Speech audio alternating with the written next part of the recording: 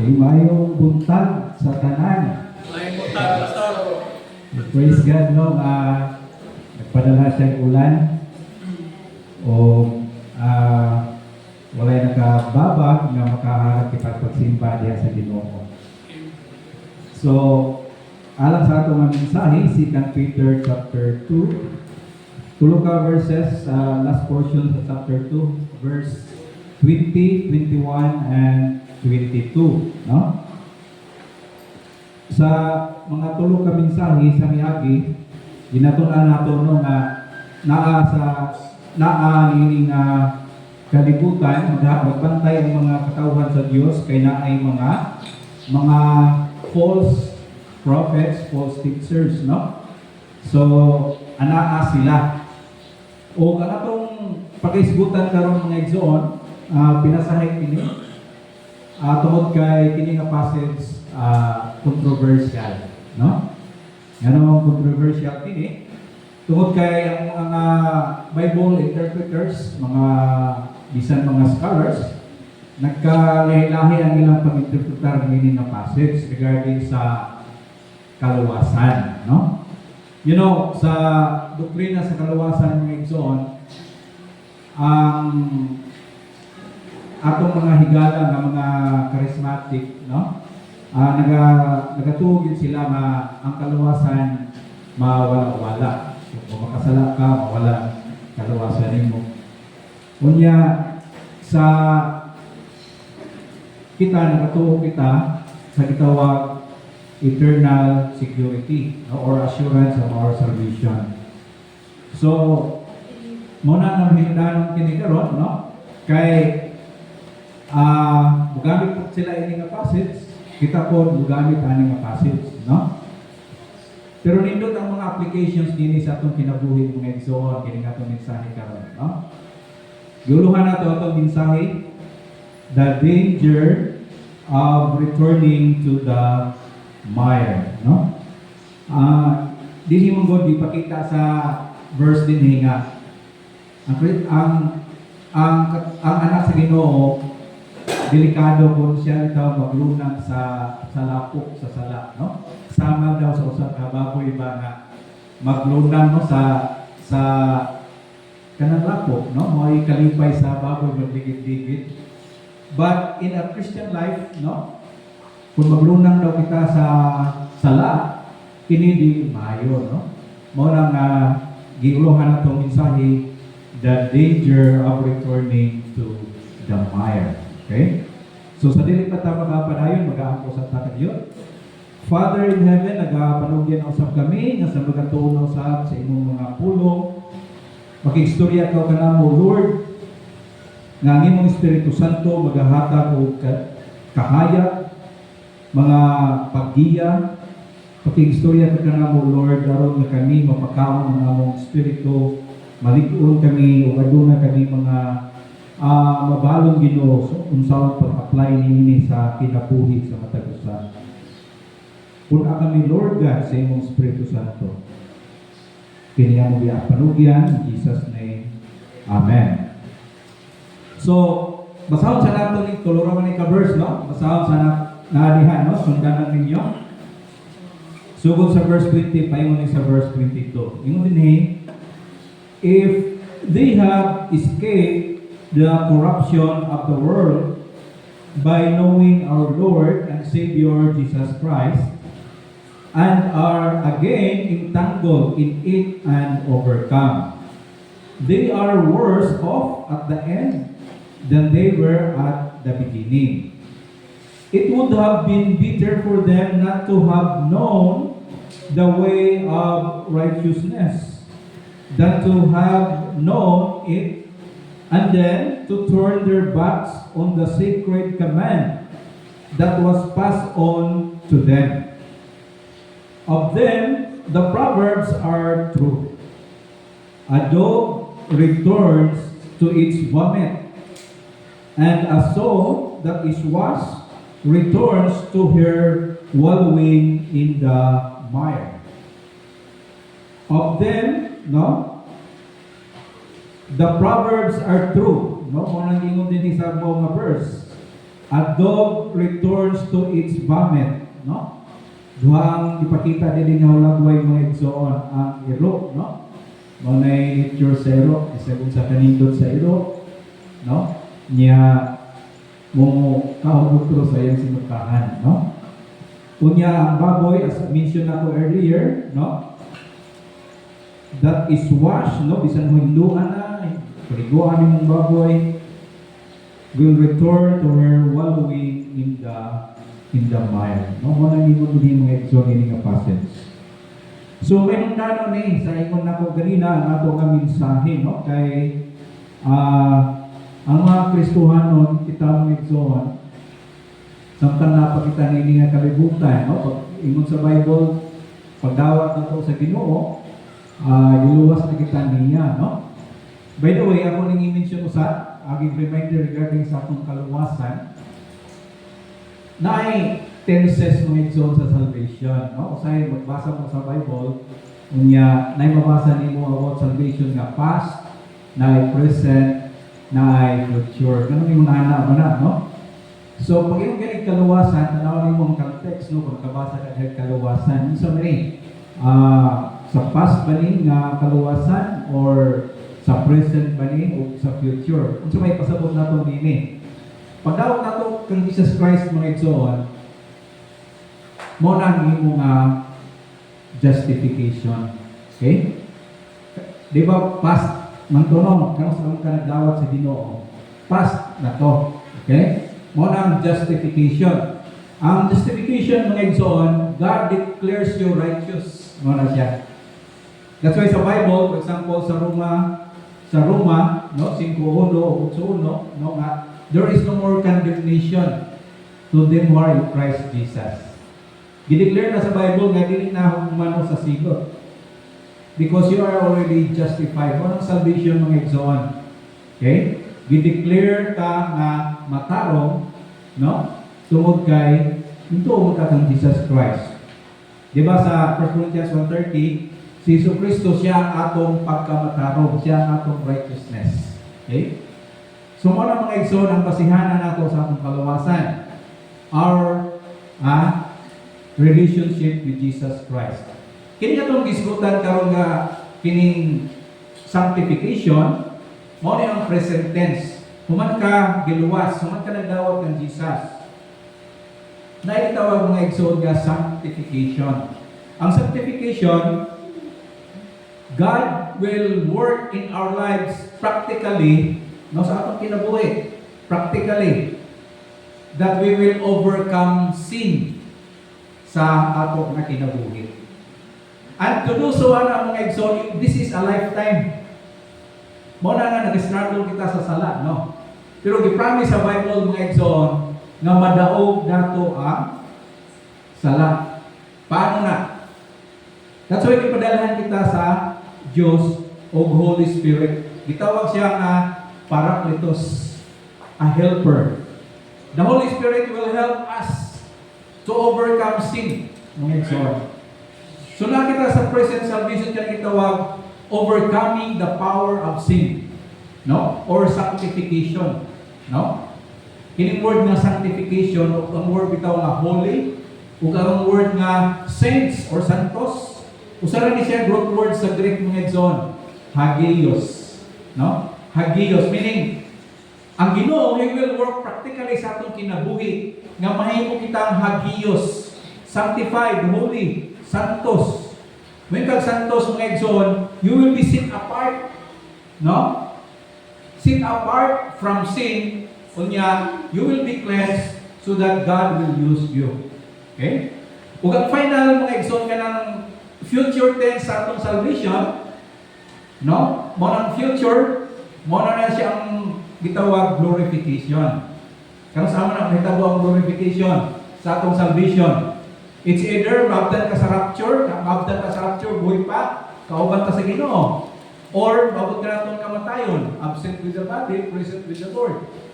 So, naana ka, ang imong lawas at that time, naana ka sa glorified body or heavenly body, mga igsoon. Lawas na nga di mapatay. No? Unang kaluwasan sa future tense. So, mo nang mga igsoon nga hinungdan ato ng mga sabtan, aron nga kung magbasa ka sa Bible, nakamit ka word nga salvation. So, muta na ka sa maning gisgutan din. Nagisgot ba ni sa akong sanctification karon or nagisgot ba ni sa future or sa past na akong kaluwasan, no? So, let us proceed mga igsoon. Okay? Ang first outline nato, daray upat ka outline. Number 1, sa verse 20, sa unang mabahin, escaping the world's corruption. Okay? Ang pag-iskapar, no? From the world's corruption. Matod pa sa verse, for if after they have escaped the defilements of the world, through the knowledge of our Lord and Savior Jesus Christ. No? So makita nato that Peter begins by describing those lingon diha, they have escaped the corruption of the world by knowing our Lord and Savior Jesus Christ. So kini mga igsoon, this speaks of a genuine encounter with the gospel. No? So, ang gisgutan nini nga verse ang tinuod no nga na-convert, nakadawat gyud sa kaluwasan. Kanang word diha to escape the corruption of the world. Unsa man ni? This means to be set free from the dominion of sin, the enticements of the worldly desire, and the futility of a life live apart from God, no? So today, this escape is not by human effort, but by knowing, ingon sa verse, our Lord and Savior Jesus Christ. So ang usa gyud ka tawo mga igsoon ba aron maka-escape siya ba sa sinfulness, no? Nga practice of this world. Di kinahanglan yun niya ang gospel, no? Nga mao si Jesus Christ.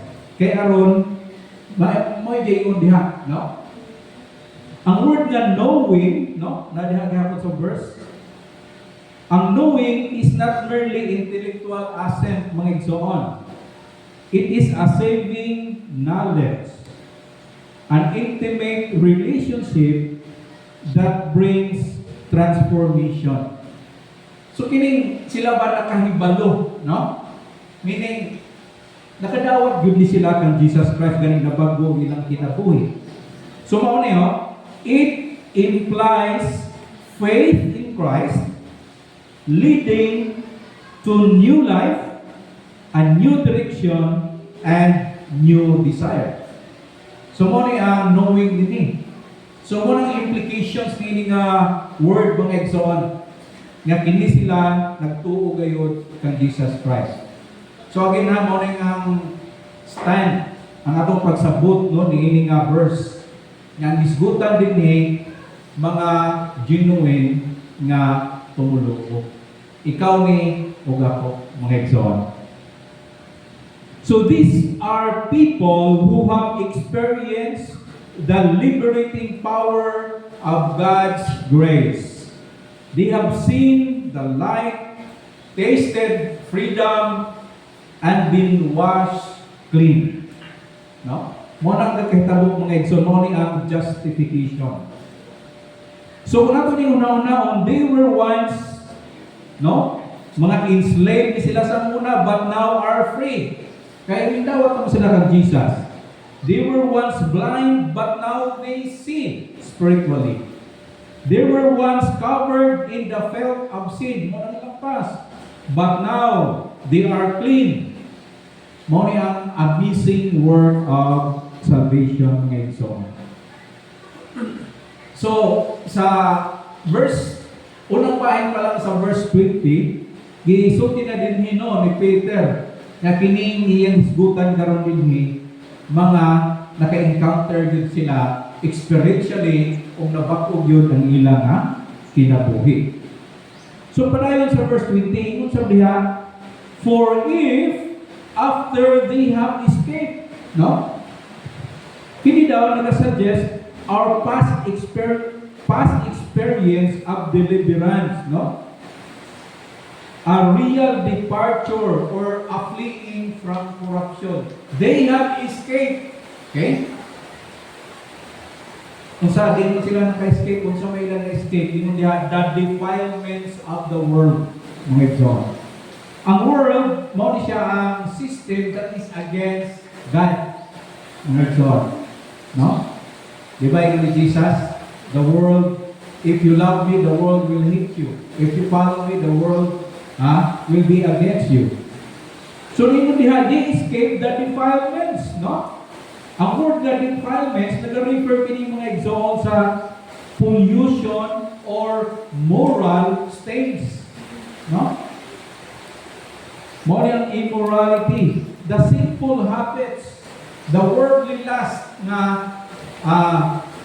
gikasuan sa Ginoo nga practices sa mga tao, no? Ang mga kailiggon nga wala na subay sa kabubuton sa Dios.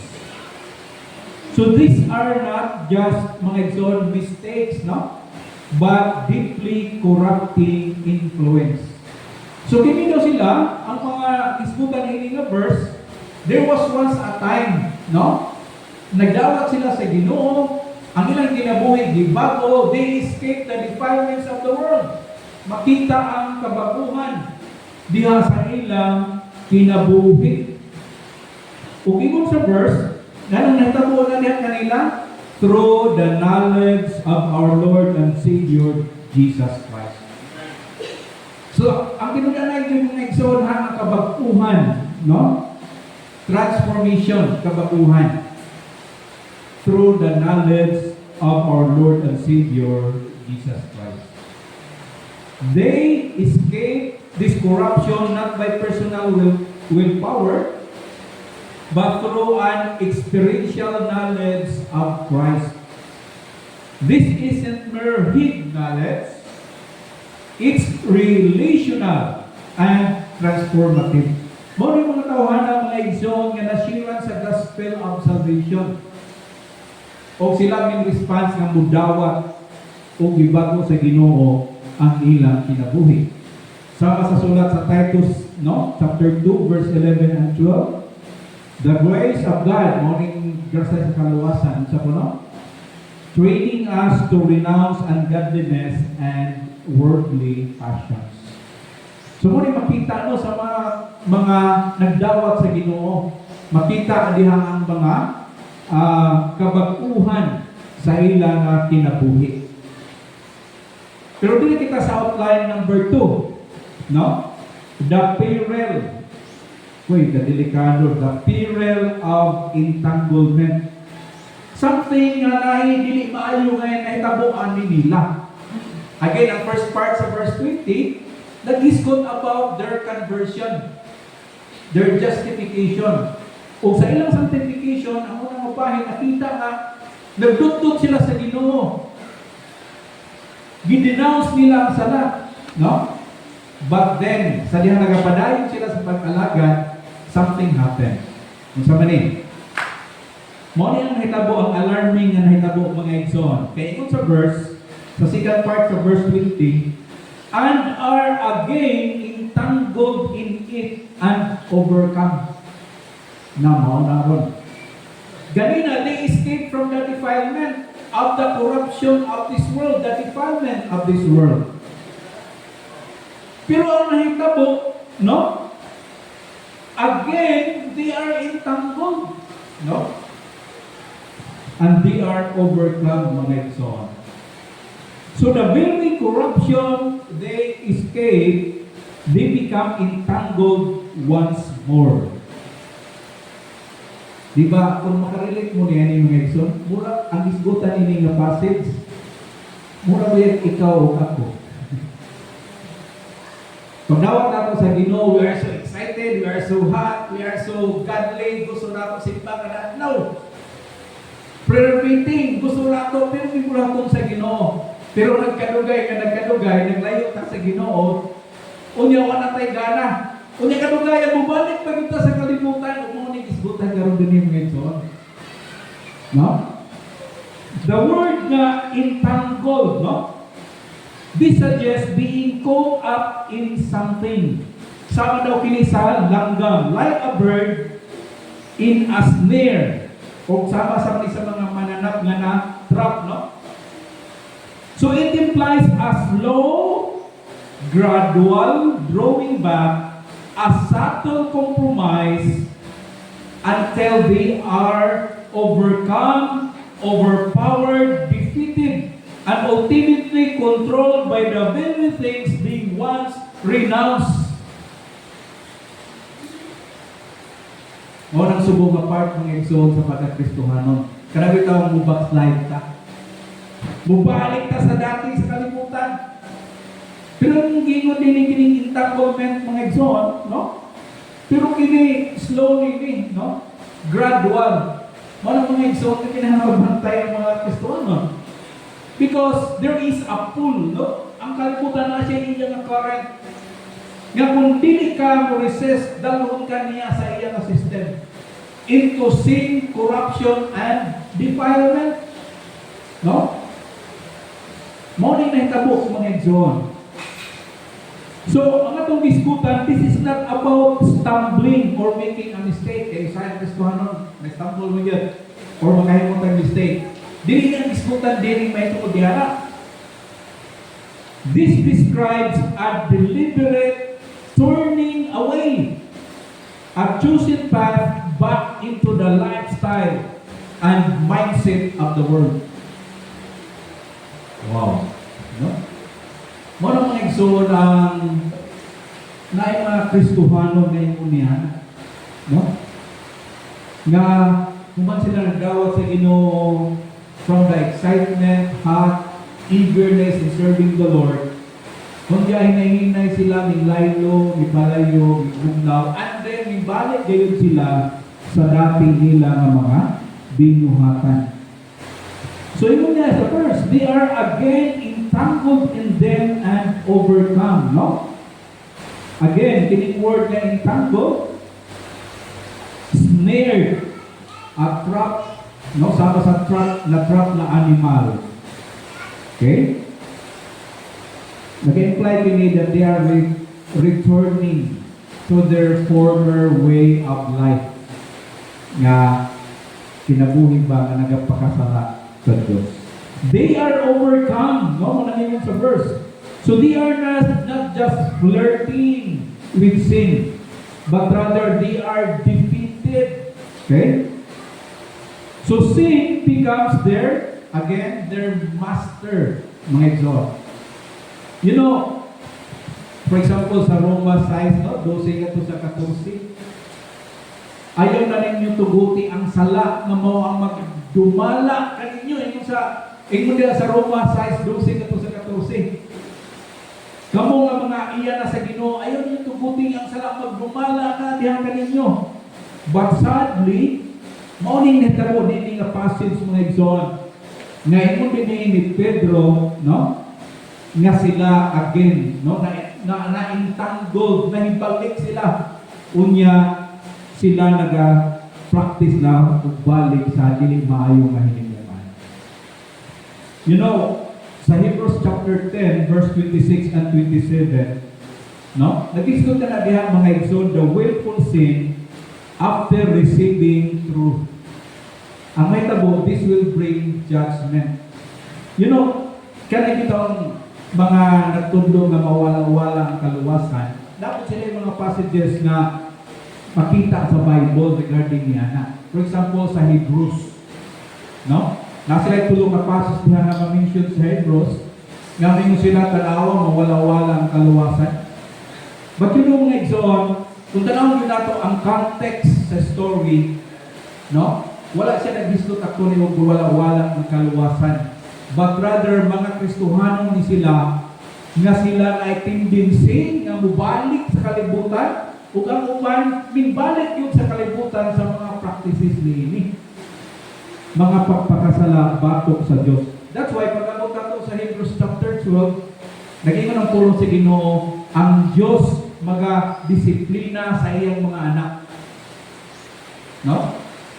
So, ang Ginoo mga exona siya naga-disiplina kung kita mubalik, no? Sa dati. Now, outline number 3, Tungod kay nagpaitanggo nga, balik man sa dati.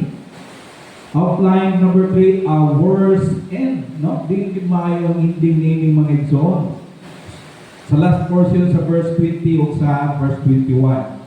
So Peter pronounces a chilling verdict. Mao niyang hukom mo. They are worse off at the end than they were at the beginning.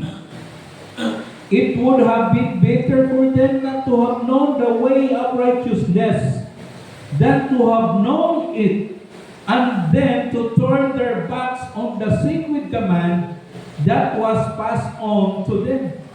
Sakit-sakit yun yung mga exhort na panulti. No? Kung harap-harapan ka ng, for example, ba, nag-slide ka, kunya, ay mo doon yung inaw ka, maayo pa tingalig huwag ka na luwas. Kaya ka na yung kinabuhay ka rin, huwag yung nakita niya kaluwasan mo. Sakit-sakit ka mga exhort. Good morning din eh. No? Gisgutan na yung passage. No? Sa una, hindi nalipay namin. Nalipay ko, nakita namin yung kinabuhi. Gibag ko sa Ginoo, binong sa may nahitaburo, ibalik mo sa dati. No? Morning mga exo, no? A worse end. Ingon diha, the last state has become worse for them than the first. You know, parable yung mga exo sa gisulti si Jesus. Makita niya ito sa Matthew 12:43 to 45. Kung sa may naadig to, no? Doon na yung sa katao nga na demon possessed, okay? Gicast out ang demons, no? Oh, wala ng demons. So, okay na, normal na ang katong na cast out, no, nga tao. Wala naman siya demons, cast out naman. Pero, what happened? He did not do something, no, sa iyang kinabuhi. Wala siya nagpapuno sa Holy Spirit. Wala siya nagpapuno sa mga butang na iya sa Diyos. And what happened? Ang mga evil spirits ibalik. Kung nagdala pagdaghan mga kauban, mga exon. Kung matod pa sa story sa parable, naging mapait, mas lala, mas dami pa ang naitabok sa sitwasyon na itong tawhana kaysa una niya na sitwasyon. You know mga exon, dili gid maayo no nga pakita mga hulagway example sa Bible sa mga tao na giluwas sa Ginoo nya mobalik sila sa paglunang sa sala. No? Dili gyud malipay ang Dios, no? Ginakasubok gyud sa Ginoo mga igsoon. Mato pa sa verse, for if after they have escaped the defilement of the world, they are again entangled in them and overcome. No? So may atong ma-learn ini. Nagdawa ka ng Jesus Christ, praise God. Kaya nga ni, guard your spiritual freedom. Giluwas ka sa Ginoo, naging madaogon na ka sa sala, but we are to guard our spiritual freedom. Because even after coming to Christ, sin can creep in, but subtly, no? Ang sala ko sa mukamang hinay-hinay nga mubalik sa atong kinabuhi mga igsoon. That's why there is a need of continual spiritual vigilance. Vigilance, magbangon, magbantay ang mga katawhan sa Diyos. Kung sa 1 Corinthians 10 verse 12. Wherefore let him, morning Kristohano na, let him that thinketh he standeth, take heed lest he fall. In other words, ayaw kumpiyansa. Di ba daghang mga sa duwa na napildi tungod sa kumpiyansa? Sa mga Kristohano na pagkinabuhi nga nakapangalagad sa Ginoo, daghan ang nahulog sa sala tungod sa gitawag kumpiyansa. No? That's why yung sa Bible, let him who take na opera siya, nagabarog ko, ling-on ko sa Ginoo, magmatun ka. Because you are no exempt. Mga exalt kayo diha, basig mahulog ka. No?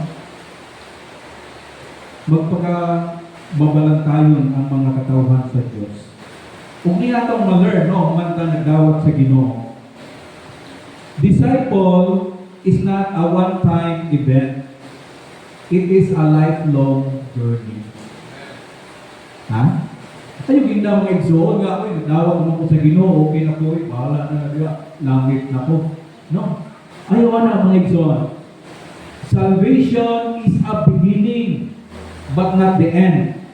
We must grow daily in knowledge and obedience. Sagot ni Lord, not by our works, our salvation, that is mo nang atong kaluwasan. Pero magisto kinitag sanctification mga igsoon. Gusto sa Ginoo mga igsoon ang atong kaluwasan makita practically sa atong kinabuhi nga madaog nato ang sala. And to do so, dili ni mahimo sa atong puso. Mahimo ni nato mga igsoon pinaagi sa tabang sa Espiritu Santo. No? Wala failure ta kanunay kay abi nato ang pagpangalagad sa Ginoo mahimo sa atong puso. No. Gisulti na ni Pablo sa Roma City. Luoy kayo ko. Pero sa niyang gitugyan niya yung kinabuhi. Nagpapuno siya sa Ginoo sa Espiritu Santo. Nahimo siyang magmadaugon mga igsoon. So, paano na nato i-apply, no? Kita nga mga Kristohano ng unani.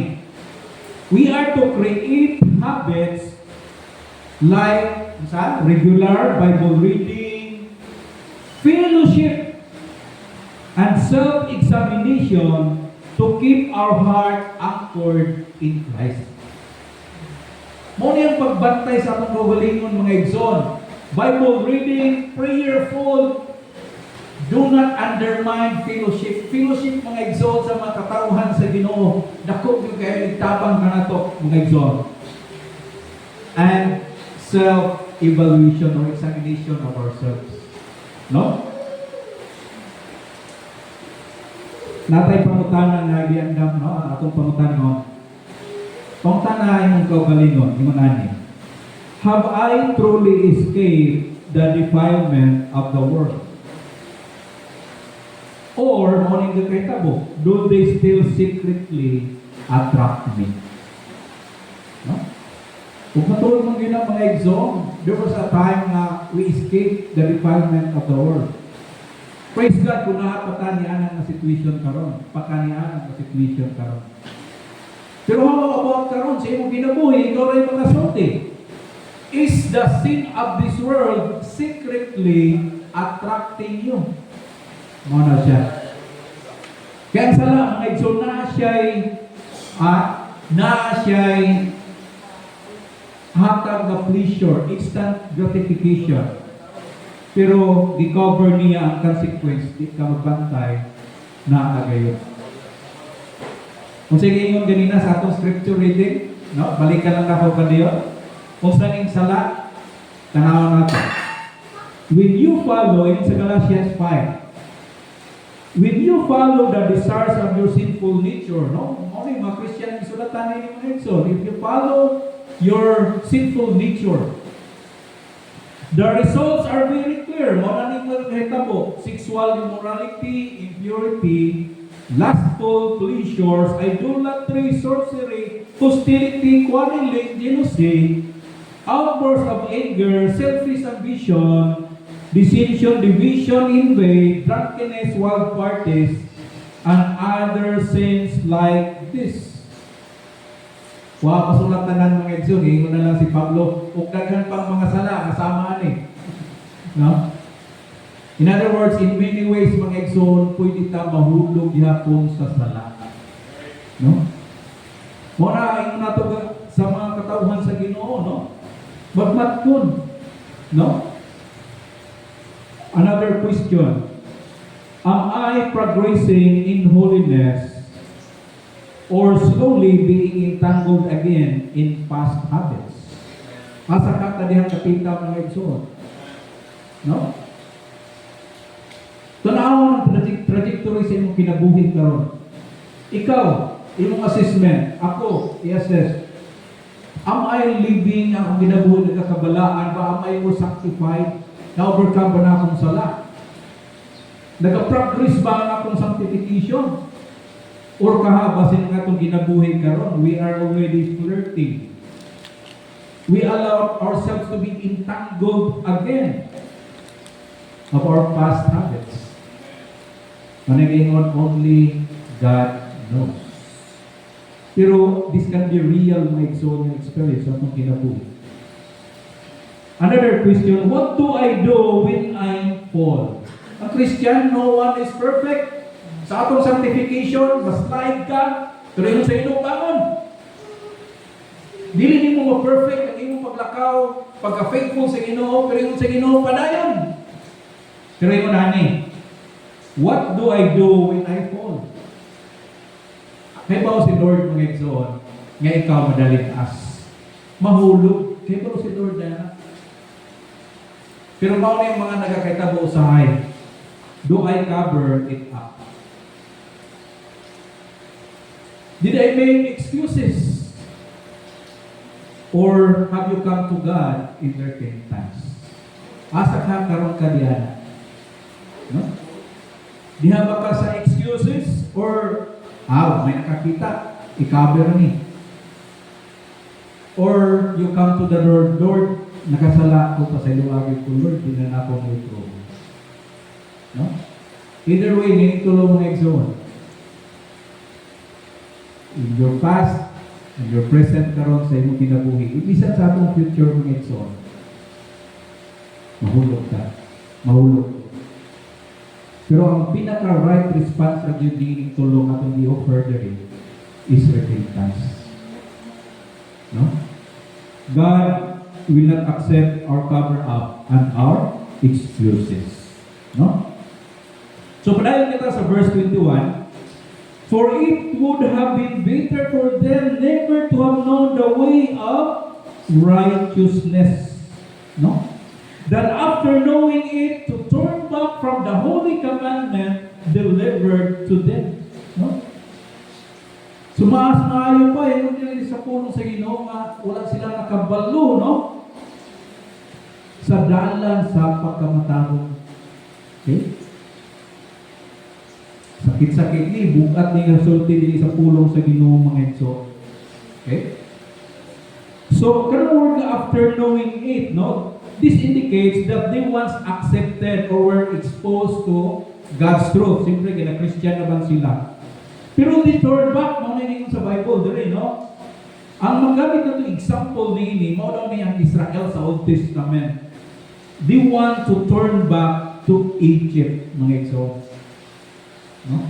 Siguro naka-encounter sila ba kining mga Israelites, naka-encounter sila mga problems on the way, no? Instead na magsalig sila, magdugtog sila sa Ginoo, pero sila decide nga mas maayon lang bumalik ka sa dati dito sa Egypt.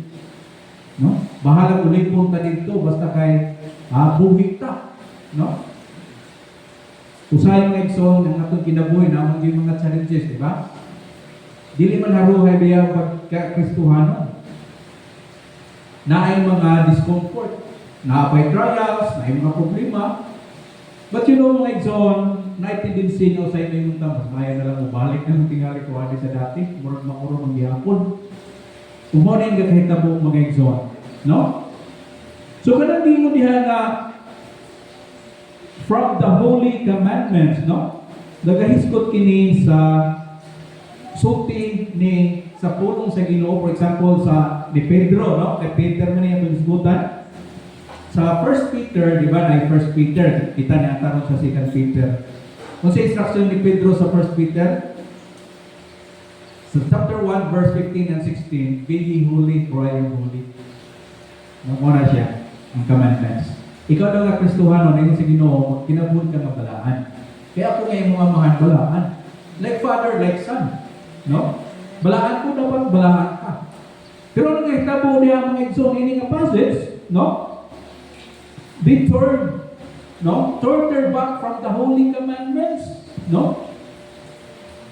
Pasagdi na ng kinabuhi ng Kristohano, di man ta mag-enjoy niya na, no? Balik na lang ka sa dati yan mas mayo pa. Okay? That's why, ingon ni Jesus, no? John 15:22. If I had not come and spoken to them, they would not have been guilty of sin. Yan karon kay si Jesus nagwali, nagtudlog kamaturan. Kita po sa diyang isirang ta sa gospel, nakabating ta sa kamaturan. Kay balutaon sa isa na. Ha? Oh, dili na tayo state of ignorance, mga igsoon. Sa Lucas 12, no? Naay parable din nga gihatag si Jesus. Verse 47 and 48, may tuong kini sa master and servant relationship. The servant who knew the master's will, okay, kung sa'yo hitabo, he disobeyed, kunya ingon sa verse, he will receive silver beating. Ari ang master, naghatag instruction siyang servant, mula ka ko, mauni na ko'y biling, kinanglan maayo ni ang paghimo ha, I want you to manage properly sa akong gibilin kaninyo. Pero kung pa sa parable, but this servant, he disobeyed. Kunya mo nang sa Bible, and when the master arrived, he received kining servant silver beating. No? Gibunalan gid siya maayo. Mga igsoon, tungod kay balo siya, pero wala niya mga igsoon, ning sunod siya sa iyang master. Kung sabi ma-learn na ito nini, so far, yung manani, greater knowledge brings greater responsibility. Greater knowledge brings greater responsibility. The more you know what is right and wrong, the more you are exposed from the truth of God's Word, there will be a greater responsibility and accountability before God. The more you know about God's will, the more you are accountable to live it. No? Kabalo ka sa God's will. So, you will be accountable. We will be accountable niya ng mga igsoon. So, pinaka-simple nga mensahe, respond to God's word with obedience. No? As simple as that, mga igsoon. Sayon man sultihon, pero nag-struggle kita sa pag-obey, di ba? Mo ang realidad, mga igsoon. Kaya pag kinabuhi, sanctified life, dili ni sayon. Ha? Ang atong kaugalingon, ang atong i-denounce. Take up our cross. Mo na mga igsoon, dili sayon. Pero di apod, ang ato pang ma-learn. Rebellion after knowledge is more dangerous than ignorance. No? Kaya balo ka sa isakto, pero nagpalayo ka sa Ginoo, nag-disobey ka sa Ginoo, mo na giingon, mas maayo pa lang itong mga unbeliever, ngayon pa kabalo. Murang mapasay no pa, o matagang pagpasensya. No? Pero sa mga nakabalo, no? There is a danger, mga igsoon. If you've grown spiritually cold or distant, don't delay.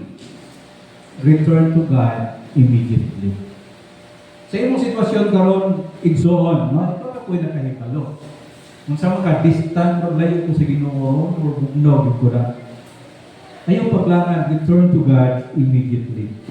The longer you wait, the harder your heart can become. Walang danger po. No? Ayaw hulatan na mo kahit ang iyong kasing-kasing, maglisod na mo kagbalik sa Ginoo. No? So, doon natin pangutana sa atong kagalingon. In what areas of life have you disobeyed God? Even after learning the truth. Dili man tayo mo niya ng kabuutan ng Christian, di ba? Na obedient na tatanan. Hindi. There are instances sa atong kinabuhay that we know that we disobey God. Di ba? Pero usap naman ang area mga igsoon na nag-disobey ka sa Diyos. Basin sa inyong mga relationship. Sa iyong employment. O ikaw ay estudyante, paano nyo nabalayan na nag-disobey ka sa Ginoo sa school? No? Sa family, kamong mga kabataan, sa mga mag-asawa, how do you know? Nga ikaw, naka-disobey na di ay sa Ginoo.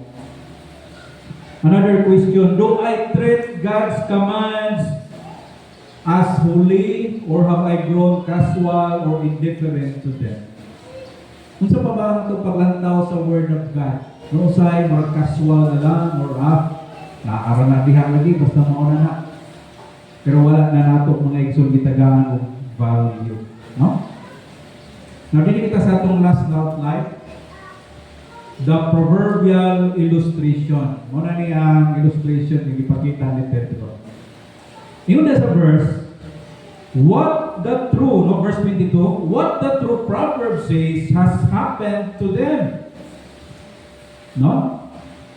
So makita nato, to drive this point, Peter employ two vivid, no, vivid and somewhat graphic proverbs. Kung sa maning duha.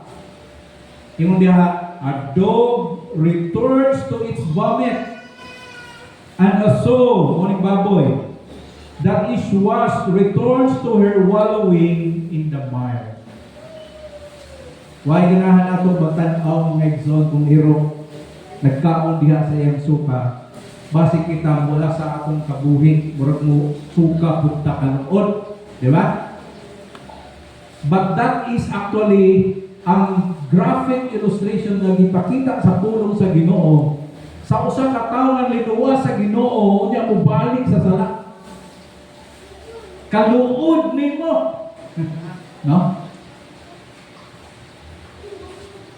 Mao ni hindi mga igsoon nga dili gyud malipay si Lord. These aren't pretty images, kabalutan yan. But they are powerful metaphors for the spiritual reality Peter describes.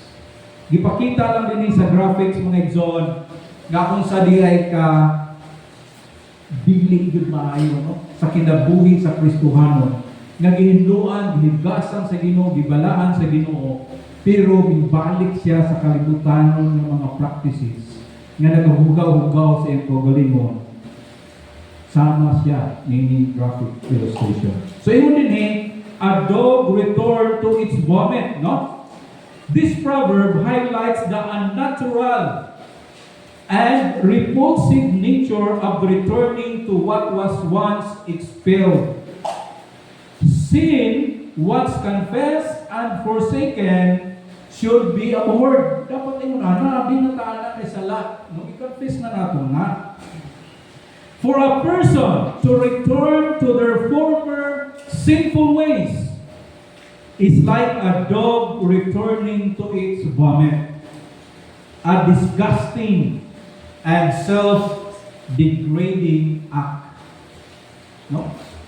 You or we degrade ourselves when we return sa gisukan nato ng mga binuhatan. Ngayon ato naman itong gisuka, gibiyahan na, pero nga nung gibalikan pa. No? O kining ikaduha ng graphic, no, ang baboy, ang word ini so, no? Mao daw ni ang anay, wag sa ang bay nga baboy, no? Ang anay. No? No matter how clean looks outwardly, pero ang mo ni nahitabo sa baboy, no, balik siya o luna sa lato. That's why muna ako ganina pagsugod mga igsoon, kini nga passage, doon ay managlahi ng interpretations. Kining disgutan din ni mga luwas, muna itong ibarugan, ngayon balik sa kalibutan. Pero, dapat mga nag-interpret mga Christian po, ingon nila, wala lagi yun na luwas. Sila sa may ilang kwento, kaya wag mo sa ilang nature, baboy gihapon. Ha? Nakita lunang, balik ra. No? Hindi po tayo maka-judge mga igsoon, no? Only God knows. But we believe mga igsoon na hindi sila, no? Mga Kriston, di ba, ang realidad sa atong kinabuhi, we can turn back to the world. No? So ang pangutana, how do I view sin? As something something disgusting to flee from, or as something I still tolerate? Sa ato bang pagtanaw mga igsoon sa sala? No? Lahi-lahi, di ba? So karon kung sa may atong ma-learn, don't romanticize or revisit your past sins. No? Katong imo nang itugyan sa Ginoo nga sala or mga sala kung unsa kadto ayaw nagpalanggaa o ayaw nagbalika mga igsoon. Mo nang gingon, no mo nang mensahe. So returning to what God delivered you from is not just foolish. It is destructive. Mga igsoon, destructive. Kaya balugit kita, so pinadaan sa pulong sa Ginoo. Sin, by definition, is destructive and ultimately will bring death. No? Mauna, mga igsoon. So, in practical, yun natin.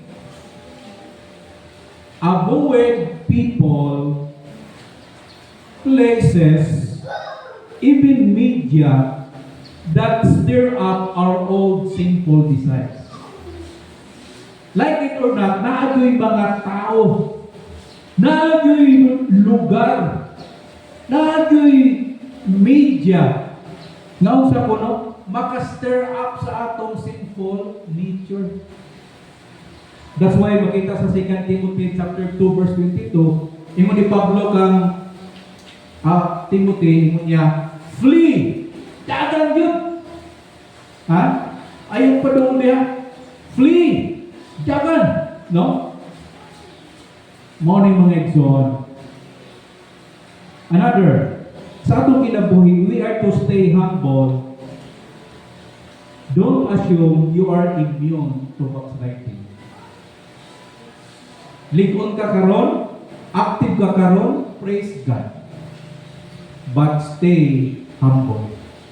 Do not assume in your life that you are immune to backsliding.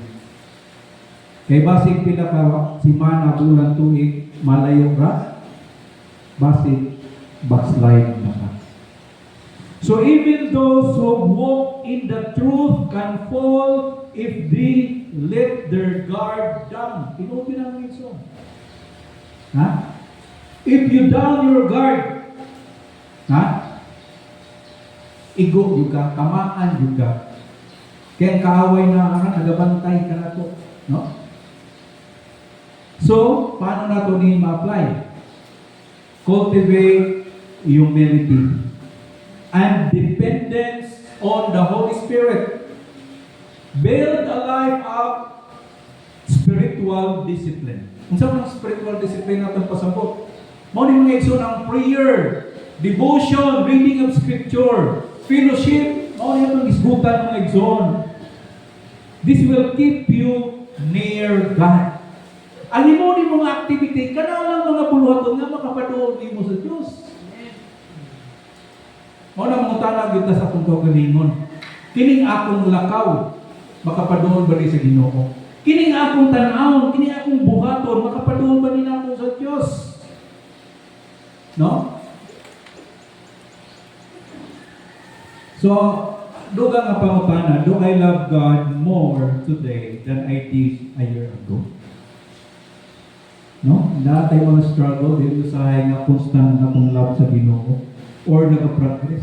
Usahay nag-decrease pa, nag-decline. No?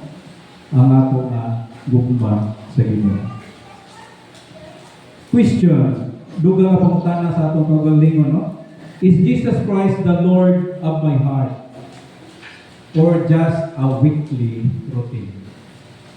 Ang pagka-Lord sa Ginoo sa atong kinabuhi, kasi makita kung Domingo lang. How about every day sa atong kinabuhi? Siya ba ang Lord? Wake up Lord, mga igsoon, Master! Ikaw akong boss! Ikaw ang galon! Sukod pagkabuntag hanggang sa hapon. Lord, ikaw akong Ginoo, Master, sa akong kinabuhi. Pangutana, what evidence in my life shows that I have a new nature in Christ? No? Nag-approach siya lang atong pangutana. Doon na ba kayo makita ng evidence sa imong kinabuhi? Nga naan ako yung nature diha ng Kristo. Looking back, kato nagdawat niya kang Jesus. Ang uban, bago lang, months, pero nagay yung year o pila na katuloy.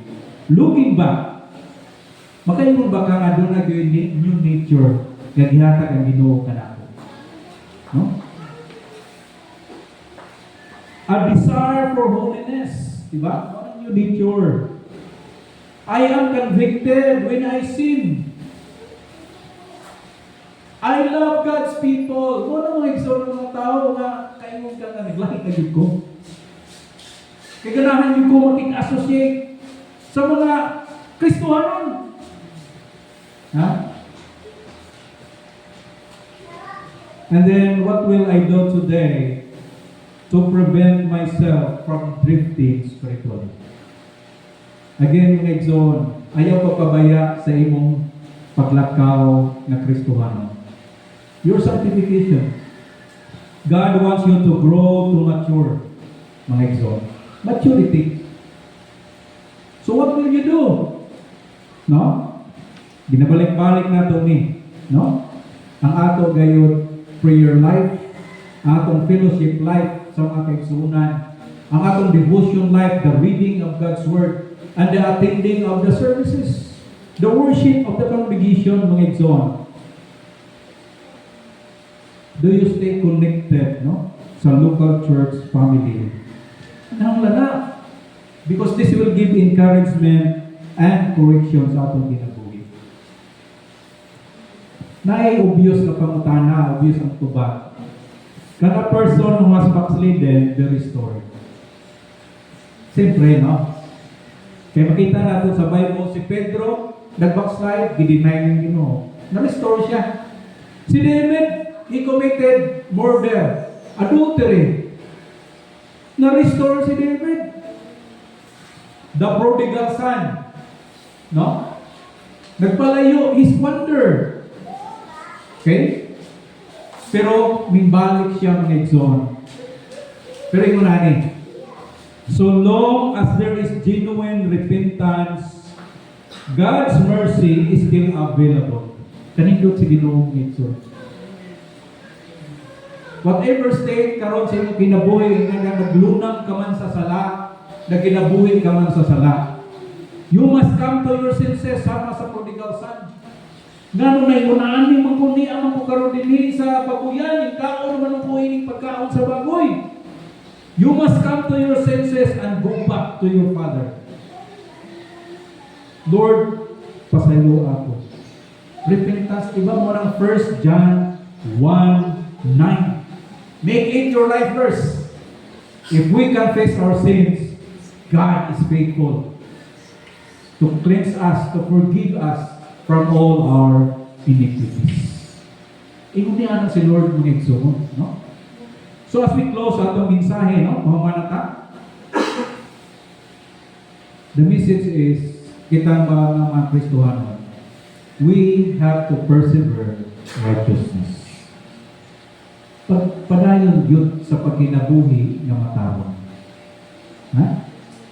Ayaw yung balik, Lord, piyam po sa Ginoo, Lord, kung sa maning trials na akong ma-encounter sa kinabuhi, tabangi ko, Lord, na I will not regress to turn back sa akong dati. Tabangi ko, Lord, that I will persevere. Mga igsoon, the Christian life is a lifelong journey of following Christ. We must continually press on, growing in grace and knowledge, resisting temptations of the world, and actively pursuing holiness. Dapat atong nangyang po sa Ginoo ngayon na, no? No, patayon kita diha sa Dios. Ang Ginoo magpanalangin sa iyang mga pulong mga aputa. Thank you, dear Lord, sa mga katunduanan, mga pagkahimangno, warning sa mga katawan ni mo, Diyos. Pasayloa kami, Ginoo, na dili kami ngunyan ka-faithful, ka-obedient, diyan kami mo, Lord. We can see ourselves pinagi nini nga passage nga man kami giluwas nimo, mainiton, madasigon sa pagpangalagad. Pero mabot yun ang panahon nga doon ay panahon nga laay, nindot ibalik sa kalibutan, nindot balikan ang sarap. Lord, forgive us. Ipakita ni mo kanamo ang illustration Ginoo. Kung unsa ka repulsive, ka diri-diri, kanilad tanawon sa kinabuhi, sa irong na nagkabalik sa iyang suka. Kabangi kami, Lord, nga dili kami may ngunihana. We pray, Lord, pasayloa kami Ginoo. Ikaw nakakita, nakahibalo sa sitwasyon sa matagusa. We pray for cleansing. We pray that our lives will progress into maturity. In Jesus' name, Amen.